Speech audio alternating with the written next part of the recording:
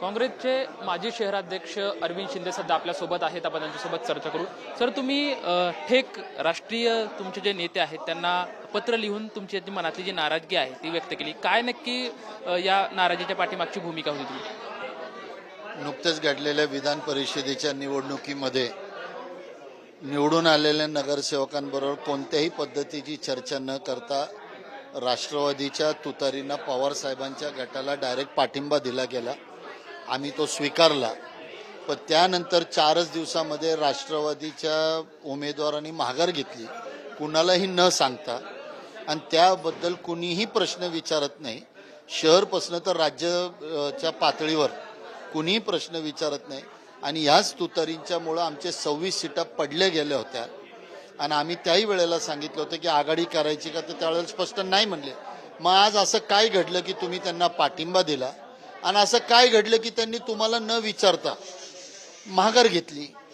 आणि ह्याच्यामध्ये जे काही नुकसान पक्षाचं झालं, पक्षाचा उमेदवारच रणांगणामध्ये उतरला नाही, ही इमेज आणि हे जो काही मेसेज आहे हा अत्यंत चुकीचा गेलाय.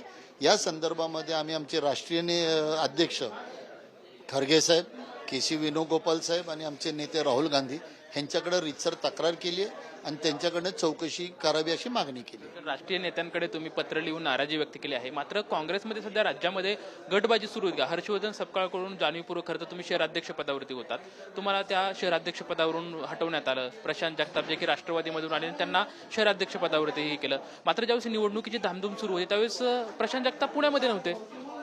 विषय हाच आहे. मी परत एकदा सांगतो की माझं व्यक्तिगत कुणावरही आरोप नाही. पण जर एखादा व्यक्ती त्या पदावर बसणार असेल आणि त्यांनी जर तो निर्णय घेतला असेल आणि तो जर चुकला असेल तर आम्ही समजू शकतो.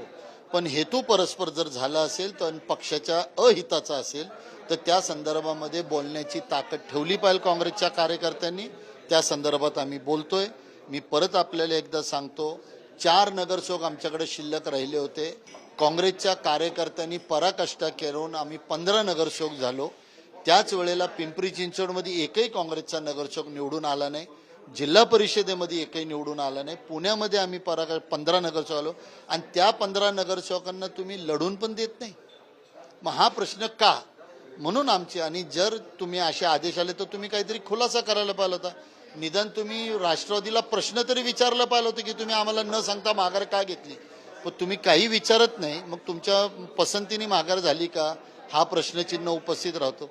आणि त्याहीपेक्षा आमचे नेते पुणे शहरातले जे सतेज पाटील साहेब इन्चार्ज आहेत त्यांना पूर्णपणे अंधारात का ठेवलं गेलं हाच आमचा प्रश्न. खरं तर लढणं हा कार्यकर्त्यांचा स्थायी बाबा असतो. कुठलीही जय पराजय बाजूला ठेवून मैदानात उतरणं गरजेचं असतं. मात्र या स्थानिक स्वराज्य संस्थेच्या ज्या आता निवडणुका होत्या त्याच्यामधून जी काही माघार घेण्यात आली, महाविकास आघाडी लढण्यासाठी समर्थ नाही असा मेसेज खरं तर सर्व जनतेसमोर पोहोचलेला आहे. अनेक निष्ठावंत कार्यकर्ते सुद्धा नाराज झालेले आहेत. मात्र घोडे बाजार थांबण्यासाठी आम्ही या निवडणुकीतून माघार घेतली असं सुप्रिया सुळे म्हणतात. त्याचबरोबर ते काही पक्षातले नेते सुद्धा म्हणतात. त्यांचं असं म्हणत की सिल्वर ओकमध्ये काँग्रेस आणि आमच्यात बैठक झाली आणि आम्ही हा निर्णय घेतला.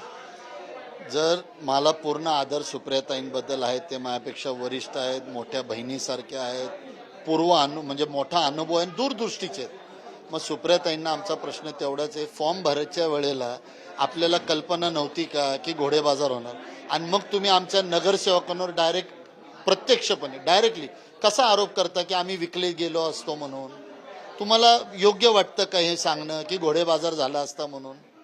तुम्ही पूर्व दृष्टिकोनात, इथं इलेक्शन विरोधी पक्षाचं काम आहे की तुम्ही लढलं पाहिजे. पण तुम्ही लढूनच देणार नसेल आणि षडयंत्र बनून काँग्रेस पक्ष कसा लढणार नाही यासाठी जे काही षडयंत्र रचलं गेलं, आमचा त्या गोष्टीला विरोध आहे. शेवटचा प्रश्न विचारतो.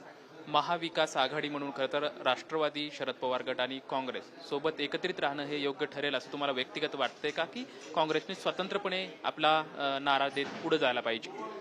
माझा प्रश्न स्पष्टपणे आहे. जर कार्यकर्त्याच्या निवडणुका होत्या त्यावेळेला आम्ही आपल्याला विनंती केली होती की आपण सगळे मिळून एकत्र लढू, त्यावेळेला तुम्ही नाही म्हटले. मग आज जर प्रत्येक वेळेला जर काँग्रेस पक्षाची हानी होणार असेल, नुकसान होणार असेल, तर मग उपयोग काय राहण्यामध्ये?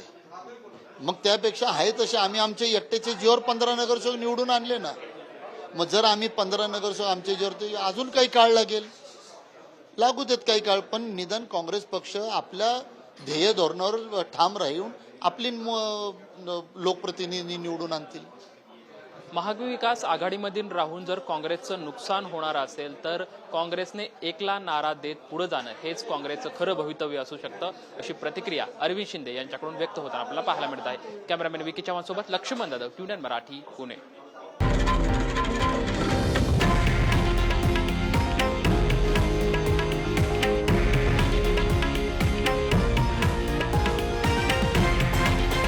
हे आहे देशातील नंबर 1 न्यूज नेटवर्क आणि आपण पाहत आहात TV9 मराठी, एकमेव.